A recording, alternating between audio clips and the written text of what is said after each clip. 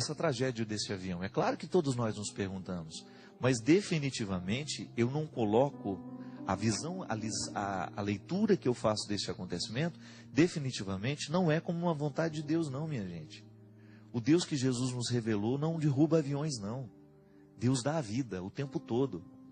E tem até aquela velha história, mas digamos que então é um castigo para que... Não, pelo amor de Deus, nós já não estamos mais sob a égide do medo, sob a égide do castigo. O Novo Testamento nos liberta de tudo isso. Essa é a grande diferença do Antigo Testamento para o Novo. No Antigo Testamento você tem uma visão de um Deus vingador, de um Deus tribal, de um Deus guerreiro, mas o Novo Testamento reconstrói toda essa imagem. O Novo Testamento é a revelação que Jesus nos faz de quem é Deus, e Jesus é a hermenêutica de Deus, é a interpretação. Jesus é a própria presença de Deus entre nós, nos contando tudo o que a gente gostaria de ter sabido ao longo da história. Isso é muito interessante. Por isso que Jesus é o aperfeiçoamento do Antigo Testamento, porque ele vem nos dizer por ele mesmo quem é Deus. E ele nos diz então, ele nos ensina através das parábolas, através da sua vida, que Deus é generoso, que Deus é amoroso, que Deus é Pai, que Deus ama.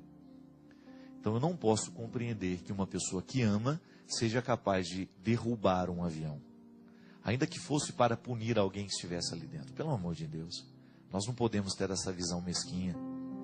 Agora, o grande problema é que quando nós olhamos para a morte, nós não obtemos respostas. Qual é a resposta? Até mesmo os especialistas em desastres aéreos não conseguem entender por que aquele avião caiu.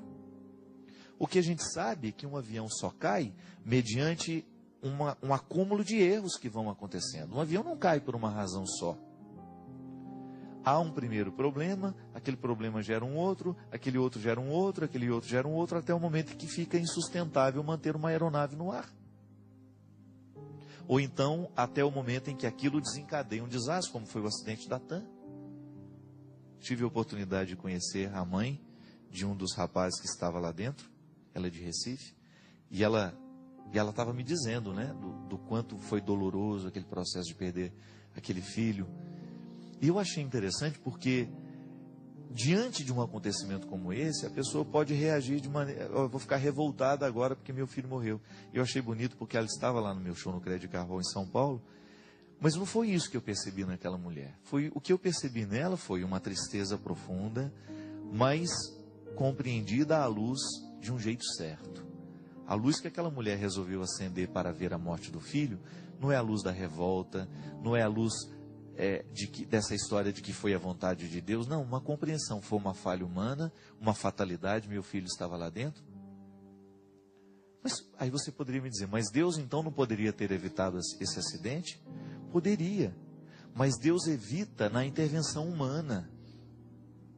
O Padre Léo tinha uma compreensão tão bonita disso, né? Quantas vezes eu escutei o Léo pregar sobre isso? Deus faz à medida que nós fazemos por Ele.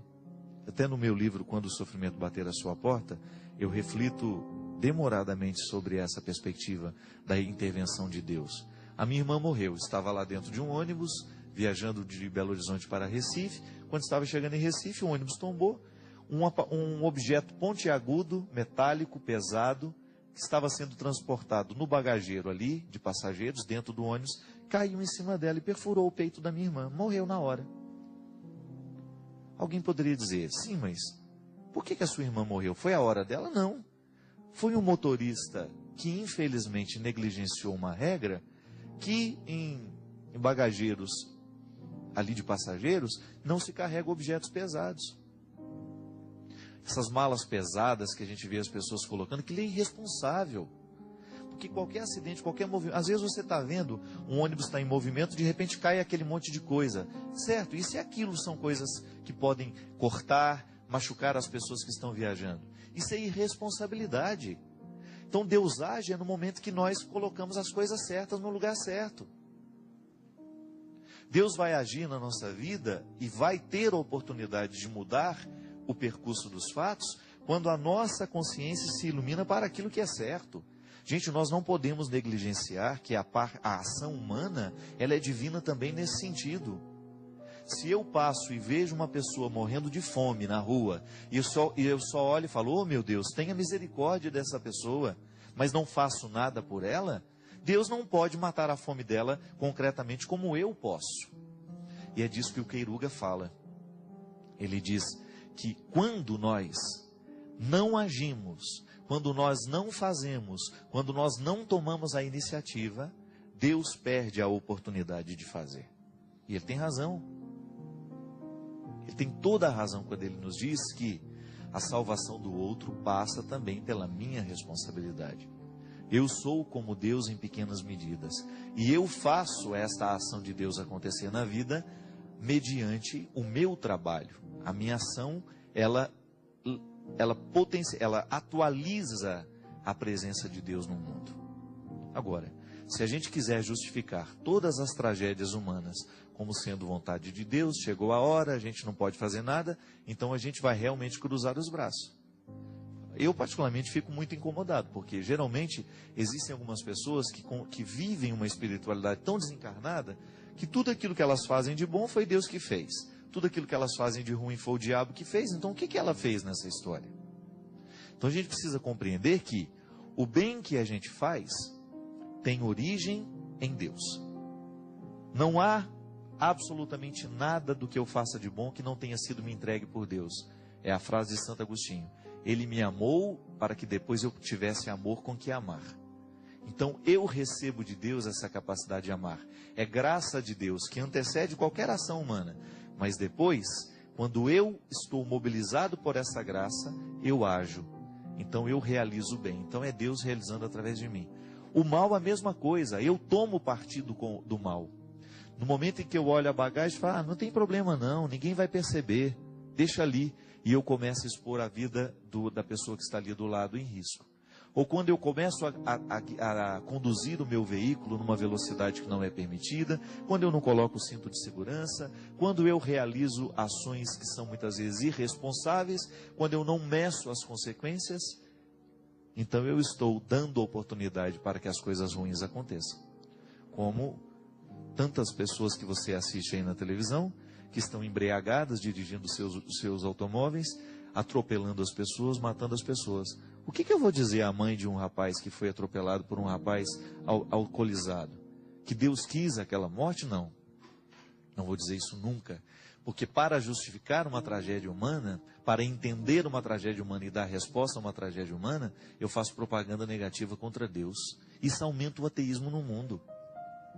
Ninguém vai se prostrar de joelhos diante de um Deus que derruba aviões.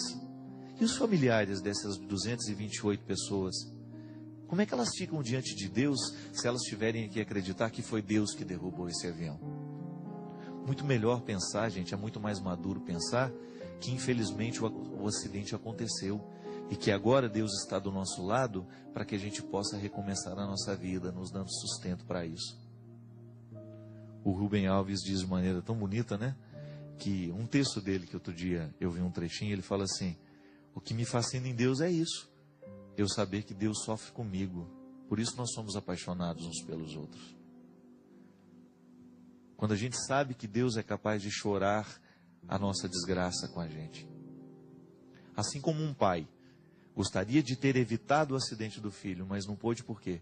O pai não podia entrar no coração do filho e viver por ele. O pai orienta: meu filho, não corra. Meu filho, não faça. Esse é o papel do pai na vida do filho. Mas ele não tem como tomar o volante e dirigir por ele. A mesma coisa Deus. Ele nos diz a palavra, ele nos orienta, ele nos pede. Agora, na hora que a gente vai viver, se a gente faz errado, depois seria muito imaturo a gente colocar a culpa nele. Quando um filho morre no trânsito, a culpa não é do pai. Porque o pai certamente orientou e disse e pediu. Agora, se ele não acatou o que o pai pediu e fez tudo errado, nós já não temos mais como mudar essa história. Então, está vendo que existe um limite para a ação de Deus? O limite da ação de Deus está justamente no momento em que o que é humano se recusa a fazer o que Deus inspirou. E toda vez que nós negligenciamos esta dimensão divina da vida, a nossa vida fica trágica.